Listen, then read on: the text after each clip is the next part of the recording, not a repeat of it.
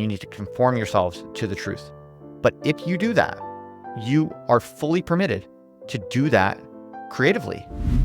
He basically says, I have come to testify to the truth. He does not say, trust me because I am God. Christ is saying you should seek the truth yourself and you should look for evidence and you should demand evidence. In John 3:11, he says, I quote, "We speak of what we know and testify to what we have seen, yet you do not receive our testimony." He's actually introducing to us the very idea that there is an objective, single, unified truth to reality that is accessible by human reason. If you live that way, then you're going to be able to achieve literally incredible things that you currently cannot imagine or that you cannot believe. The very process and activity of hypothesis testing is predicated on the faith that the truth is real. When you sin, you're acting as if you have some magical power to pause the truth of reality, the natural order, the one objective substrate of things. If you follow the truth and you seek the truth in all things and you conform yourself to what is really true, that's all you have to do. Just believe in that, bet everything on that. If you tell yourself a bunch of lies, then you will get confused and you will be unsuccessful in what you do. People are averse to the truth, especially if they are stuck themselves in bad practices that they know are bad. Seeking the truth with great zeal and courage means that you will unlock things that are as good as miracles. Even think about turning water into wine, one of Christ's miracles. Today, we have synthetic foods, right? We have synthetic animals. We have synthetic everything, basically. Isn't that essentially turning water into wine? Through a pursuit of the truth, incredible, literally miraculous things will be opened up as evidence that, in fact, the truth is real. If you continue in my word, you are truly my disciples, and you will know the truth, and the truth will make you free. I think the Christian philosophy is trying to give us a reliable and general framework for escaping resentment eternally. Christianity does not look like a slave morality at all when you read the Gospels carefully. All right, what's going on, everybody? Today, I want to talk to you about Nietzsche's critique of Christianity. Specifically, I want to investigate with you how well it actually stacks up against what we really find in the New Testament. I've been spending a lot of time with the New Testament, especially the Gospel of John in the past year, and actually shout out to people in the community. We've been doing these seminars over the past few weeks, looking at it quite closely. And I have been blown away by how wildly inconsistent it is with what Nietzsche tells you Christianity is all about. And the more I look into it, the more I really think this is pretty crazy. Maybe it exists in the secondary literature. Maybe scholars have noted this or talked about it, but I'm somewhat familiar with that literature. And to my knowledge, there are just really interesting elements in the New Testament texts that Nietzsche seems to get wildly wrong, and which actually point to alternative readings and alternative understanding of what Christ is trying to say, what the Gospels are trying to say, specifically when it comes to what we might call epistemology broadly, but really the conception of belief that we find there. What does it mean to believe in God? What does it mean to believe as a Christian? What does it mean to believe at all? There's a very subtle and sophisticated theory there in the Gospels that I've never really heard anyone talk about or explain in any kind of detail. And it's particularly incongruent with some of Nietzsche's, I think, most poignant and harshest critiques of Christianity. And because he is, I think, by far the most influential and most brutal and genuinely sharp critic of Christianity, this incongruence has really just been completely blowing my mind. I'm really quite interested in it. I took some time this morning to really lay out some of the references and some of the ideas, and I want to present them to you today. So what you're going to find in the next several minutes, however long this takes, are a few things, just to give you a sense of what we're going to talk about today. I want to show you, first of all, that in the Gospel of John particularly, there is a coherent and surprisingly compelling, surprisingly almost even modern viewpoint on what it means to believe. And it's utterly alien to what Nietzsche presents in the Genealogy of Morals. But also, I think the function of miracles in the gospel is not really well understood at all. I think we have a very naive understanding of what all these miracle stories are and how we're supposed to interpret them. Christ is saying that you should not just believe me because I'm saying something is true. You should seek the truth yourself, and you should look for evidence, and you should demand evidence. And that's why he's willing to give it. That's what the miracles are. And so modern eyes see the miracle stuff as like implausible and uniquely pre-modern and unbelievable, but actually from a slightly different angle, they're proto-scientific. He's actually gesturing towards the validity of evidence and the necessity of evidence in a way that would not be figured out by human beings until more than 1,000 years later in a formal sense. We'll also discuss Nietzsche's critique of truth as such, even if you grant that Christ has something to say meaningful about the truth and good reasons to believe. Nietzsche still has this line of attack that says the truth is perhaps not so important. Maybe artifice is just as important as truth, if not more. So we'll break that down a bit and see if that still functions as a compelling attack on the Christian worldview.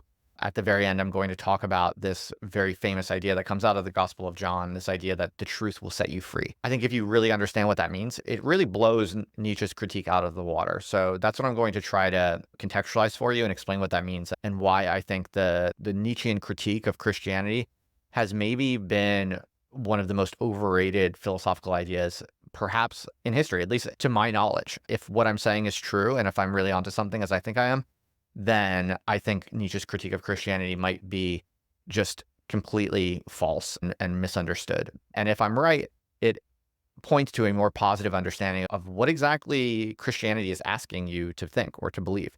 I think it's much more compelling and plausible and exciting, really, than people give it credit for generally. The first point to begin with is let's understand what Nietzsche's critique of Christianity is. And he says many different things. One could elucidate many angles on this, many subpoints perhaps in this critique. But to just steelman it at the highest level possible, I would say that one of Nietzsche's critiques of Christianity is that it is asking of people a kind of belief, a kind of submission that is just naive and slave-like or slavish. Nietzsche seems to be saying that Christianity has this sort of paranoiac, obsessive quality, like the Christian God is demanding of respect and attention and belief in a way that is not very becoming of a powerful God worthy of worship. That there's a greedy element, a narcissistic element to the Christian God and this demanding of belief. Now, to be clear, his critique really is leveled at the church institutions as they evolve, and especially Paul.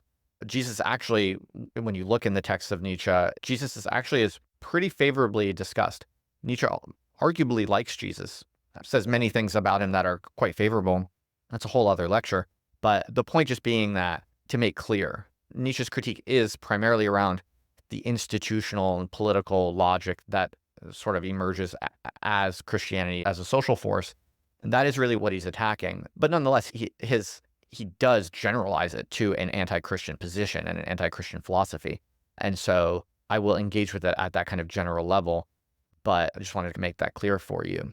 And the allegation is that Christianity is basically asking us to submit to something that no self-respecting person would submit to. Like in this model, Christ comes down to earth, God comes down to earth and basically says, I am God, here's the situation, and you must believe in me.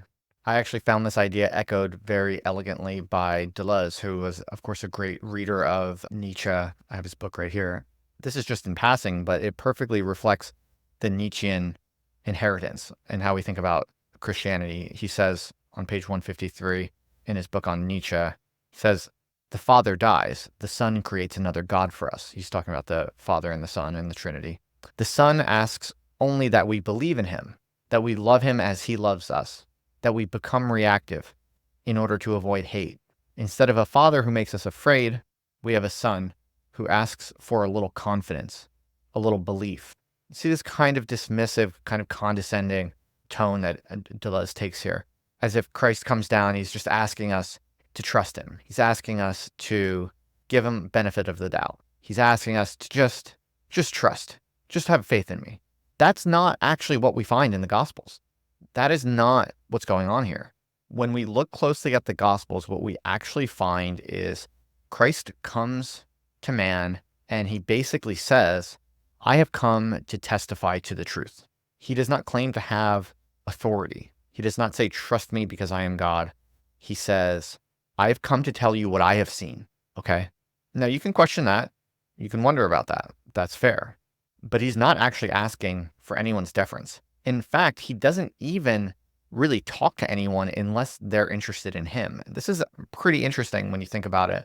The very first time he appears in the gospel according to John, he says, his first words are, what are you looking for? He says to someone. That's John 1:38. So notice the entire dialogue where Christ begins speaking to humans only even takes off because someone is talking to him. Someone is interested in him. And in fact, Christ acknowledges this Nietzschean critique out of the gate. At a certain point, he pretty much says explicitly, if I was just speaking in my own name, then that would be silly. That would be absurd. And you'd be right not to believe me. But he comes asking for nothing, really, but just saying, I've come to testify to the truth. In John 3:11, he says, I quote, very truly, I tell you, we speak of what we know and testify to what we have seen, yet you do not receive our testimony. But furthermore, he's at pains to demonstrate the truth of what he's seen.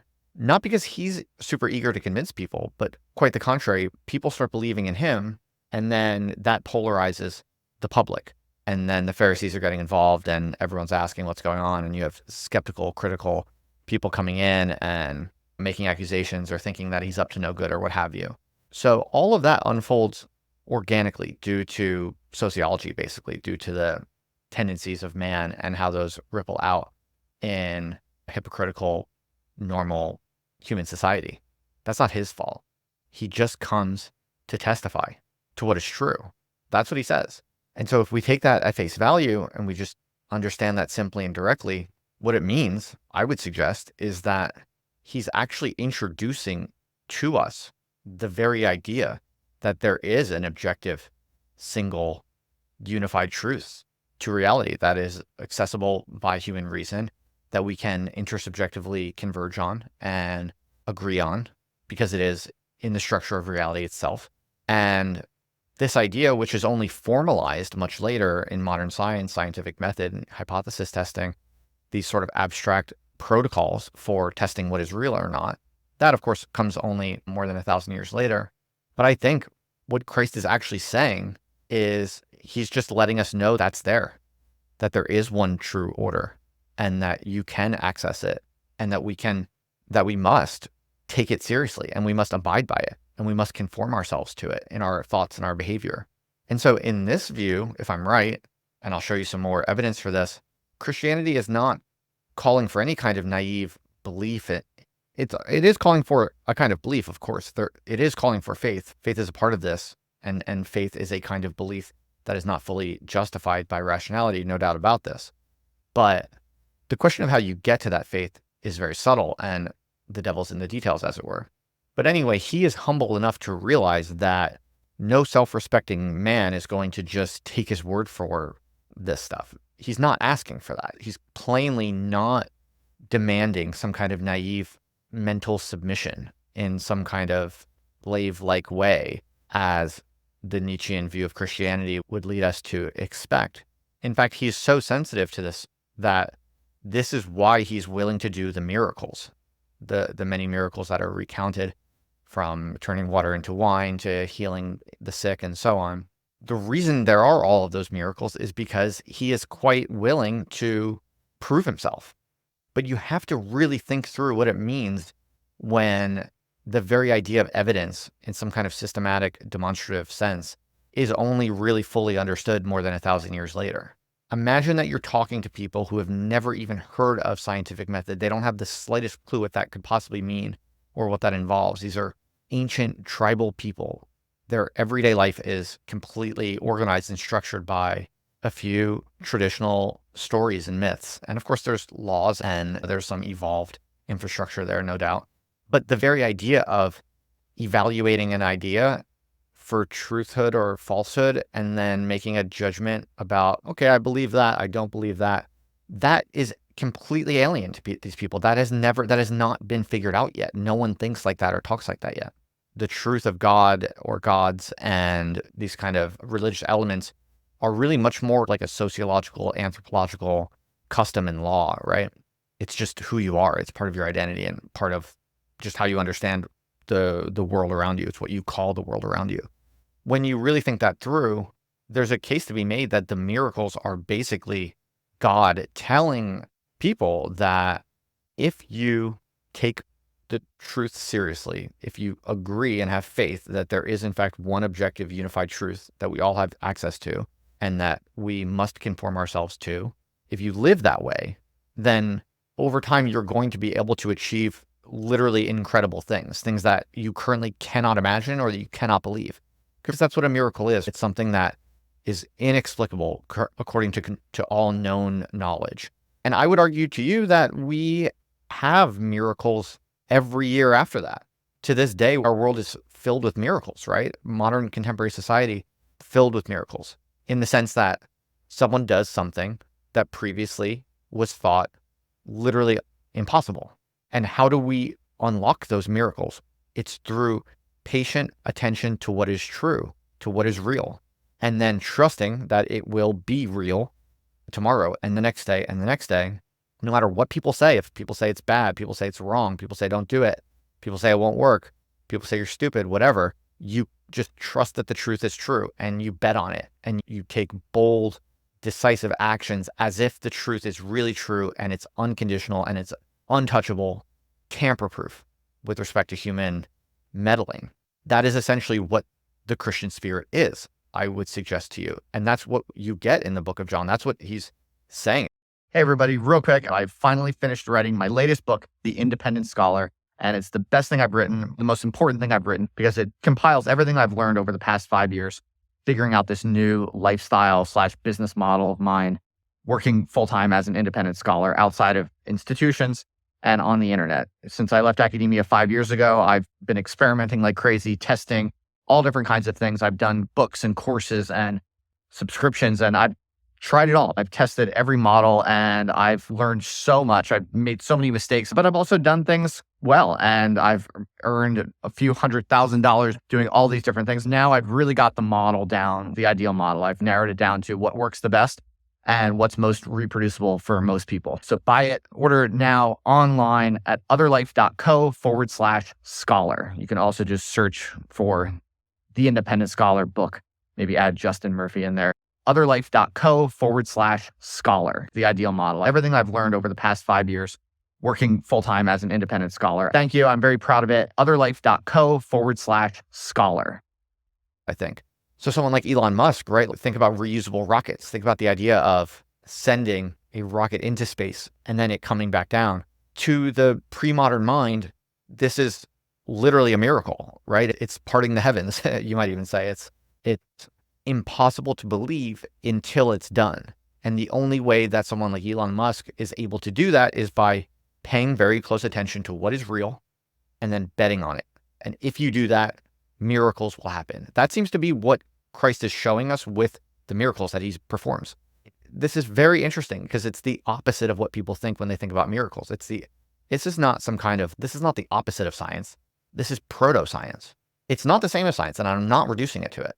Quite the contrary, science is actually just a much later, relatively feeble, abstract formalization of what is simply the unified logic of reality. But the very fact that there is one true objective order is itself a gift from God. It's a mysterious gift from God. There is no good reason why that is the case. And there's no particularly rational or scientific reason to believe that is the case. The idea that there is one unified objective order that we can all intersubjectively converge on if we're honest and interact with it honestly, there's no reason that should exist. And by the way, make extra clear note that this is not demonstrable according to scientific method. You cannot show that to be the case through hypothesis testing, which is the only valid form of prediction in the scientific method. The very process and activity of hypothesis testing is predicated on the faith that the truth is real. And I really think that this is the correct way to read the Gospels. And if you take this seriously and if you find this convincing, and I'm going to continue to show you some more evidence, it really just makes Nietzsche look like a child, frankly. Like he doesn't seem to understand even an ounce of any of this.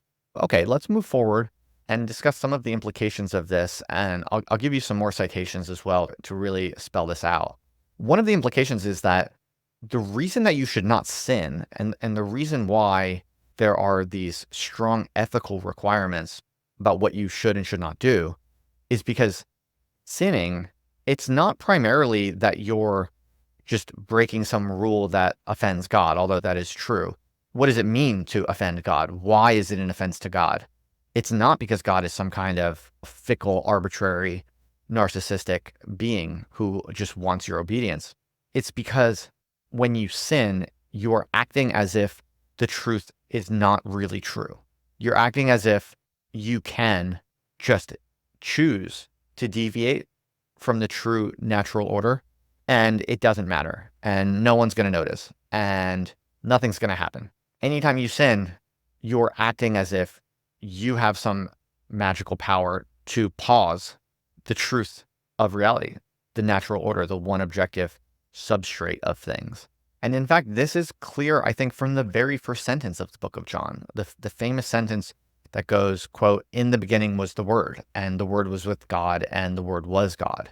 This is not to reduce God to the earthly plane or something like that in some kind of pantheistic gambit. That's not what I'm getting at here.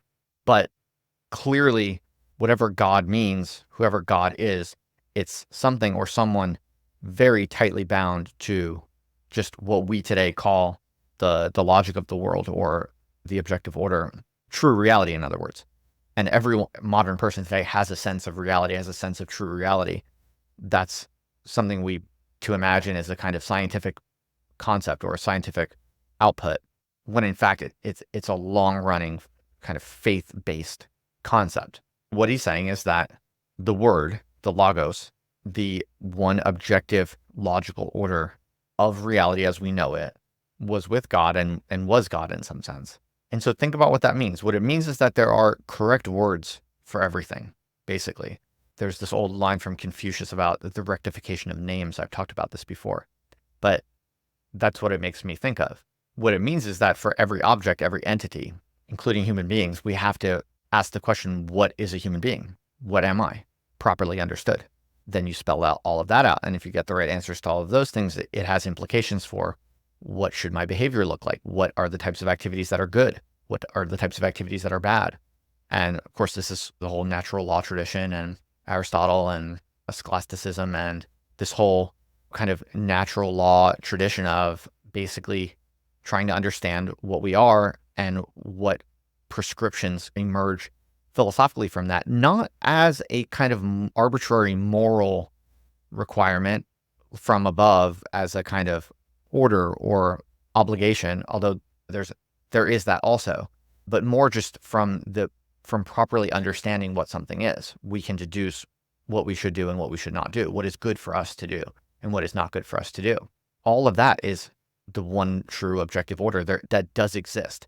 If you think there is a true reality, then you have to bite the bullet that, at least in theory, it's possible to pull out and deduce for all entities what it is good for them to do and what it is not good for them to do, what is aligned with their full culmination or flourishing based on the correct understanding of what exactly they are, okay? In any event, this, I think, is what God is getting at. This is what Christ is getting at. He basically says, if you follow the truth and you seek the truth in all things and you conform yourself to what is really true, that's all you have to do. Just believe in that, bet everything on that. And if you do, then things will go, you will tend towards the ideal possible state, which is heaven. And if you don't do that, if you think you can cheat, if you think you can get away with periodically or habitually doing little things that are not actually conformed to the truth of who you are, then things are going to go badly for you. And at the limit, over time, that would culminate in the worst possible situation or worst possible equilibrium, which is hell. Okay. Something I want to stress is that any rational, educated person today basically agrees with this on some level. Like, we all know that to succeed in life requires some kind of alignment with reality. We all understand that if you tell yourself a bunch of lies, then you will get confused and you will be unsuccessful in what you do. You will have bad outcomes because your actions will fail, because the things you're trying to do are not actually mapping onto how reality functions. Most rational, educated, especially scientific people completely understand this and agree with this and believe this, right? But ask yourself, why is that the case? Why should that be the case? There is no strong, rational, philosophical, or scientific justification or explanation for why that characterizes the world that we live in a metaphysical sense. It is just a gift that we cannot understand why the world is conveniently structured in that way. Okay. And I think what's happening in the Gospels is look at what human beings are doing at that time, right? They don't understand this. As I said, we don't even formalize it ourselves until more than 1,000 years later. They don't have they don't trust that the truth is true. Okay. And pre-modern, ancient tribal societies have tons of violence, tons of myths are circulating, tons of crazy, brutal, nasty, horrific practices, things like child sacrifice all over the place and just crazy stuff. The history of non-Christian religions is dark, okay? It's crazy what people get into if they go off the rails. And I'm not saying the history of Christianity is faultless, obviously not. I'm just saying, I think when you look at this and understand it properly, you can start to see, oh, wow, this is actually a really genius way of keeping everything on the rails when it's properly understood. And I'm first to admit it's not always. But I think that's what Christ is coming down for, basically, is to set us straight, basically. He's coming down and he's saying, look, all you have to do is follow the truth, seek the truth in all things, and bet everything on the truth, and you will have eternal life. Everything will be good for all of time, basically. As we find in John 3:20, it says, quote, "The light has come into the world, and people loved darkness rather than light because their deeds were evil. For all who do evil hate the light and do not come to the light so that their deeds may not be exposed. But those who do what is true come to the light so that it may be clearly seen that their deeds have been done in God." Okay, listen to that. What we're getting here is a very subtle theory of how knowledge relates to good practice or ethics and psychology as well, and people's aversion to the truth. And we find this, right? People are averse to the truth, especially if they are stuck themselves in bad practices that they know are bad. The more stuck you are in bad practices, the more averse you are to actually seeing the full truth of things, because it's going to judge you in a harsh light. It's going to be sad and painful to learn that and to see yourself exposed in that way. You're going to feel guilty. You're going to feel stupid. And also you're going to be challenged out of your error, challenged out of your sloth. And as we know, there is a perverse kind of comfort and even enjoyment that human beings tend to take from their suffering and from their problems and pathologies. People can become addicted to them in a way. If you're doing evil, then you hate the light and you will not go further into the light. But if you do what is true, think about that phrase itself, just those words. It says, those who do what is true. That's weird, right? Because the truth we think of as a kind of verbal thing, a textual, linguistic thing, a set of statements. But no, that's not totally right. You can do things that are more or less true if you conduct yourself in a way that conforms with what you actually are as a human being. Then you're doing what is true. And if you're acting in ways that defy and violate what you are as a human being, then you are doing what is false, and therefore what is evil or what is sinful. And so here we see something else really important, which is that these things have a way of correlating and compounding. So that if you're thinking clearly and you're seeking the truth honestly and courageously, then your activities are going to become more aligned with reality. They're going to become higher leverage, more effective. You're going to get better results in everything that you do because you are living more truthfully, because you're seeing more truthfully. And then if you're living more truthfully, you're getting more effectiveness, you're getting more leverage out of things, which is just going to make you see more and more faster, to expand more, to gain more resources, to gain more visibility over larger swaths of the territory, let's say. Okay, so the truth, goodness, and practical effective action are all correlated. And if you're doing them all, then they start to spiral upward. And if you're seriously neglecting them or one or two of them, then it creates a drag on the whole system and it can start to spiral downward as well. I find that to be very subtle and sophisticated and just frankly compelling. As far as I can tell, this is in fact how life works. And this links back, this links back to the bit about miracles and about how seeking the truth with great zeal and courage means that you will unlock things that are as good as miracles. Christ seems to be showing us that basically anyone who seeks the truth with enough passion and patience will see heaven open in a way. And to use his phrase in the Gospels, to see the angels of God ascending and descending. It really makes you think of Elon Musk's rockets going up and down. Even think about turning water into wine, one of Christ's miracles. Today, we have synthetic foods, right? We have synthetic animals. We have synthetic everything, basically. Isn't that essentially turning water into wine? We look back on the Christ stories in the Gospels and we think, oh, that's just naive myth. Surely Christ never did that. But we do it. So it is possible. And in fact, it's even more weird or surprising that, let's say Christ was just a faker and just a charlatan. It's even harder to believe that this random faker walking around the Galilean countryside in his completely fabricated discourse somehow says really poetic things that are then later achieved by human beings through science. Like that itself is on the face of it hard to believe. I believe that the miracles and all that discourse are really trying to foreshadow, trying to tell us that through a pursuit of the truth, incredible, literally miraculous things will be opened up as evidence that, in fact, the truth is real. Okay, so the next line of attack that we find in Nietzsche that I want to talk about is Nietzsche's attack on the truth itself. So maybe you will grant my arguments today and you'll say, okay, interesting, Justin, you make a good case. I haven't thought about that before.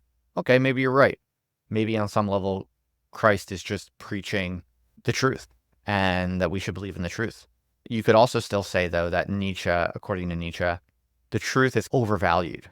He has this critique where he basically says that if you're really just interested in the truth and that's all you care about, you're a loser. You're like a bug man, right? Your head is in the books.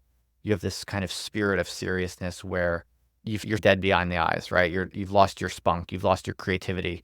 Because, hey, he says, art is beautiful and art is essentially artifice, right? It's creativity. It's making things that are not real. That's a huge, beautiful, necessary, valuable part of human life. This Dionysian spirit, the Greek gods Dionysus and Apollo is the god of logic and rational order. Dionysus is the god of wine and partying and creativity and enthusiastic creative vigor. This is another one of his critiques of Christianity and the Christian spirit, is that it becomes this kind of bug man, weak, submissive mentality and culture where everyone just wants to do good and do life by the books. And you lose we as a culture, we lose our strong spirits of creativity, the vigorous, violent forces that historically were also linked to gods. All of that is snuffed out through the Christian spirit, okay? And this could be understood in part as a kind of an overly serious and heavy, weighty kind of overvaluation of the truth and obsession or fixation with the truth, okay? Now, here's why this is not very compelling, or here's the big problem in Nietzsche's critique here. It's that when you look at the Gospels, Christ himself seems very aware of this. And it's precisely what Christ himself is saying to the Pharisees and the kind of Jewish legalism that is dominant at the time. His whole critique of them and what he's saying to them throughout the gospel here is basically, you all are too obsessed with words. You're too obsessed with the laws. You're too obsessed with just the letter of the law, as it were. I don't mean the word in the sense of the logos that we talked about before, the large, overarching sort of logical structure of reality, but words themselves, what's written down in books and the law books and so on, and the bureaucratic codes and customs. For the Pharisees, that was very much their sense of what religion meant, what it meant to be people of God and to be good people of faith, people following God's orders. Christ comes to overturn precisely that kind of, how should I say, just that kind of bureaucratic legalism of the truth. that kind of submission to the truth that Nietzsche is critiquing is really most clearly found in the Pharisees. And it's the same exact thing that it's precisely what Christ himself is critiquing. And against it, he counterposes the Spirit, okay? The Spirit of truth. Multiple times in the gospel, God is called the Spirit of truth, which really highlights to us that the truth in the Christian sense, it's not this static textbook that we all have to read all day and conform ourselves to. It is a spirit, which means it is highly consistent with the Dionysian. It is perfectly consistent with a vigorous, creative, and even wild, intensive, vitalistic way of living. And the way that Christ speaks, the way that Christ acts in the Gospels with respect to the Pharisees is, in fact, all the proof you need to see what I'm talking about. So again, I just think that Nietzsche's critique of Christianity is it's very cheap. It just does not actually parse very well at all when you look closely at the fabric of the Christian philosophy and Christ's teachings and how he acts, and also how the apostles understood him, as we find in the gospel, such as the Gospel of John. So I want to close with this final bit about the truth and freedom, because there's this very famous line, which is just so beautiful, and one of my favorite lines across the New Testament. It's just so short and sweet and true when the Gospels say in John 8:32 that the truth is what sets you free. Here's the exact passage. I'll read it to you. Then Jesus said to the Jews who had believed in him, quote, "If you continue in my word, you are truly my disciples, and you will know the truth, and the truth will make you free." They answered him, quote, "We are descendants of Abraham and have never been slaves to anyone. What do you mean by saying that you will be made free?" And Jesus answers them, "Very truly, I tell you, everyone who commits sin is a slave to sin. The slave does not have a permanent place in the household. The son has a place there forever. So if the son makes you free, you will be free indeed. I know that you are descendants of Abraham, yet you look for an opportunity to kill me, because there is no place in you for my word. I declare what I have seen in the Father's presence. As for you, you should do what you have heard from the Father." Okay, so what's going on here is that he's communicating with people who have a slavish kind of bugman, bureaucratic, legalistic attitude towards the truth and towards God and what it means to be a good person. That is what he's trying to push back against. He's using their language. He's plotting his radical spirit of the truth into language that they can understand, that syncs up with their own sort of expectations. That's all this stuff about the Son and the Father and descendants of Abraham. That whole kind of hierarchical logic that he's explaining to them, I think that's just him basically trying to translate this radical new spirit that he's introducing, this spirit of truth concept, in a way that can parse for people who only judge things based on how they sit in this chain of command coming down from Abraham. And I think he's also saying that, look, if this is all above your head and you have no idea what I'm talking about, because maybe you're just like low IQ or you're just like busy or whatever, you're just not the type of person who cares about philosophy and truth seeking and all this kind of stuff, then he's saying to you, then, okay, in your case, yeah, just obey the Father, okay? And that's good advice. That's absolutely good advice. If you don't think that much and you don't judge things for yourself and you're not on some mission to evaluate what is true and false and judge for yourself, then yes, just follow the 10 Commandments. Live your life according to the 10 Commandments. You'll be good. That is a completely reasonable thing for him to say at the end there when he says, you should do what you have heard from the Father. But that only comes at the end of, like, here's the real subtle chain of reasoning, okay? And at the very top of that chain of reasoning, the most subtle kind of radical, sophisticated way of understanding is that if you continue in my word, you are truly my disciples, and you will know the truth, and the truth will make you free. What is he saying here to bring this all home? It's very clear. He's not asking for naive belief. He's not saying, oh, just trust me, and if you don't believe what I'm saying, you're going to go to hell, and just, I'm God, and you have to believe what I'm saying because I'm God. No, it is not. It is simply not that whatsoever. He's saying there is one objective truth. I have seen it from an angle that none of you have seen it from. I'm just here to tell you there is one objective truth, and you need to respect the truth, and you need to conform yourselves to the truth.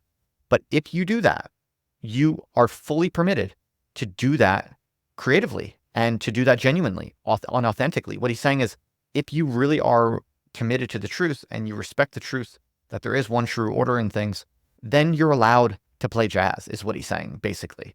Because what he's saying is, if you are really committed to the truth, then in all of your creative expressions and all of your Dionysian vigor, you're going to inevitably be expressing God. You're going to be inevitably honoring God simply because you are, in fact, aligned to the one true order of things, the Logos, the Word of God, and Christ's Word. So as long as you're attuned to that word faithfully, then you can sing and dance and get drunk like the Jesuits do, and it's fine. It's all going to be fine as long as you're truly living in the spirit of truth.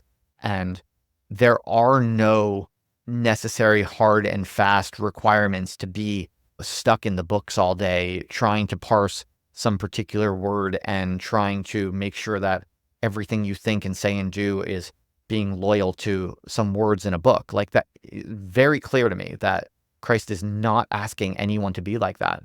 He's just saying, seek the truth in all things, respect the truth in all things, be courageous enough to bet yourself on the truth.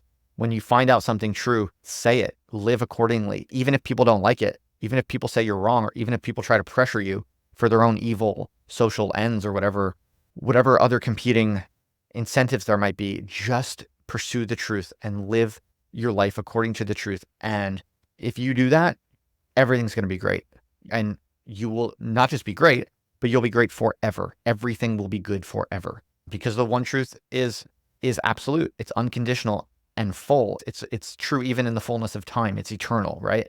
So that means you can bet everything on it, and no matter what happens, you're going to win. That's really what I think he's getting at, even with the ideas of heaven and hell, which frankly, the way we understand those are very confused as well. And a lot of that stuff that we associate with heaven and hell is actually added on much later, and that's a whole other lecture. But this is, I think, the real core of these concepts of the afterlife. They're really the long-term equilibria of where you're going to tend to go in the long run if you either do good or do bad, if you are either aligned to the truth or you're rejecting the truth.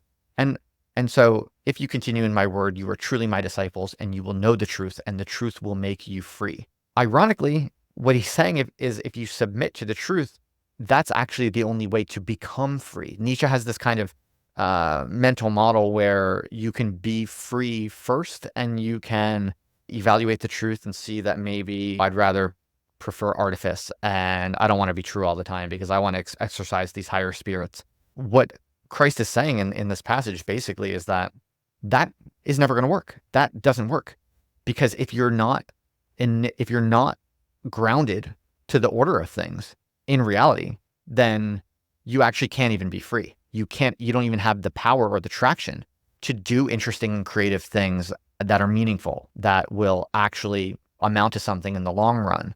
And look at the case of Nietzsche himself. Now, without a doubt, he's a brilliant, fascinating thinker and writer, and he was hugely influential for the long term. He's the real deal as a philosopher, obviously, no doubt about that. But his life did not work out very well. And that is fair data, okay, to bring into an evaluation of what ideas are most true and most reliable, I think. And so also, it's not obvious at all that Nietzsche's ideas have been good for the world. He's a brilliant guy, and I've always loved reading his texts because they're so interesting and exciting and provocative. So I'm not condemning him. I'm just saying the jury is still out on who produced better results, Jesus Christ or Nietzsche, right? So that's an open question. That's a whole other lecture or debate. But my point is just that Nietzsche's life did not work out very well. I think when you look at his biography, there's actually a lot of evidence that he himself was quite plagued with resentment of his own. He was envious of Richard Wagner and his wife. And there's lots of stories I could tell. That's a whole other lecture, as I said. But I think there's a very good case to be made that, in fact, it is submission to the truth that makes true, flourishing human freedom possible. And that I think Nietzsche's sort of Dionysian, Zarathustrian ethos and spirit of art and creativity it's fun, it's cool, it's really interesting and exciting to read. But in a way, I think he's probably exploiting his own Christian inheritance, which he wants to act like he doesn't have any of that. But his kind of highly educated, creative powers as a 19th century European intellectual are themselves only really possible on the basis of this grand West European kind of Christian inheritance. I think his father was, of course, famously a Lutheran pastor. And so that's what I would say, I think, about Nietzsche, even though I'll always love his writings and love how he shakes up the way that we think. I think he is engaged in a doomed and sinful rebellion against the truth. And his life looks like the life of someone who is a relatively immature and crazy, very crazy, in fact, by the end, person who is actually trying to rebel against the truth of things with creativity and with a Dionysian kind of rebellion. It's interesting and it's vibrant and it's explosive and impressive in many ways. And I think he gets some other things. Importantly, he sees things that most normal people don't, that well-behaved Christians at the time did not, and all the credit to him for that. But overall, his life does not work out very well, and it is not particularly impressive, the work of art that he built with his own life, even though his work, is exceptional and is a very meaningful and impressive thing that he's left Western culture with. I'm not, trying to downplay that at all. I'm just saying, when you look at his life, it's not the kind of life that I want, I don't think. And so I think it's actually Nietzsche who is guilty of ultimately succumbing to slave morality. And this is pretty much prefigured explicitly in the words of Christ when he says that, as I mentioned a few minutes ago, that everyone who commits sin is a slave to sin. I think that Nietzsche was a slave to sin, to the sins of megalomania and of just a kind of, look, Nietzsche accuses God of being a narcissistic, selfish, greedy, paranoid entity. But Nietzsche was certainly narcissistic, without a doubt. It's funny and in many ways inspiring and impressive, but he was a kind of self-fixated, narcissistic personality, and it did not work out well for him. So I think there's a lot of projection on Nietzsche's part, frankly. I think Nietzsche is a man who is frustrated that there is, in fact, a one true order in the world, and he finds it kind of oppressive, and he's grown resentful. I think that the critique of resentment that you get in Nietzsche is particularly personal. One of the reasons I think he's such a trenchant observer of the dynamic of resentment is because I do think that he knew it quite well on a personal level. And I think the Christian philosophy is trying to give us a much more reliable and general framework for escaping resentment eternally. And I don't think that Nietzsche liked that. I think Nietzsche was resentful about that. And so when you look at all of this, honestly, I think Christianity does not look like a slave morality at all when you read the Gospels carefully. And I think Nietzsche himself is actually much more vulnerable to that critique, because he seems to be a slave to his own sins, I think. I'll leave it at that. Thank you so much for listening or watching. I appreciate you all. If you have questions about this, if you have comments, if you agree or disagree, I'd love for you to leave a reply if you're watching on YouTube, or email me if you're listening on the podcast. But I hope you found something here interesting and edifying, and hopefully I've helped you understand something about the world and about belief and freedom and the truth. So that's all for today. Thank you all. I appreciate you. Over and out.